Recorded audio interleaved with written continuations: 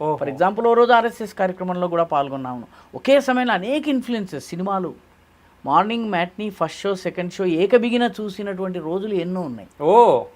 అదేవిధంగా cricket umpiring చేసేవాడిని, హైదరాబాద్లో అన్ని చోట్ల తిరిగేవాడిని. కాబట్టి అనేక ఇన్ఫ్లుయెన్సెస్లో ఇదొక ఇన్ఫ్లుయెన్స్. కానీ ఈ ఇన్ఫ్లుయెన్స్ ఆర్ఎస్ఎస్ ఏబీవీపీల ఇన్ఫ్లుయెన్స్ ఏదైతుందో అది స్నేహము, ప్రేమ, ఆప్యాయతల ఆధారంగా ఉన్న కారణంగా ఇది స్టిక్ ఆన్ అయింది.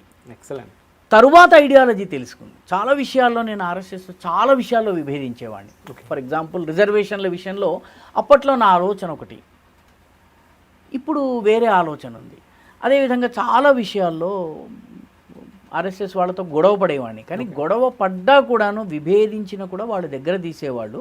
ఒకసారి ఆర్ఎస్ఎస్ కార్యక్రమంలో చూడంగానే ఇక్కడ మొత్తం లిస్ట్లోంచి కట్ చేసేసేవాడు. Okay okay. కాబట్టి ఈ డిఫరెన్స్ ఏదైతే ఉందో తరువాత ఓవర్ పీరియడ్ ఆఫ్ టైం దీని సిద్ధాంతం కానీ దీన్ని అధ్యయనం చేయటము ఆర్ఎస్ఎస్లో రెండవ ఆర్ఎస్ఎస్ ఏబీవీపీ వీటిలో ఏంటంటే నీకు నువ్వు అధ్యయనం చేయి, నీకు నువ్వు కంక్లూజన్కి రా. ఫలానా విషయం ఉంది, ఇది సబ్జెక్టు, దీన్ని ఇదిగో అధ్యయనం చేయి, ఇది కాశ్మీర్లో ఎలా ఉంది, లేకపోతే ఫలానా గొడవ ఈ రకంగా ఉంది, ఈ ఇష్యూలో ఇది లోతుపాతులు అన్నీ చెప్పిన తర్వాత you decide for your cells. Okay.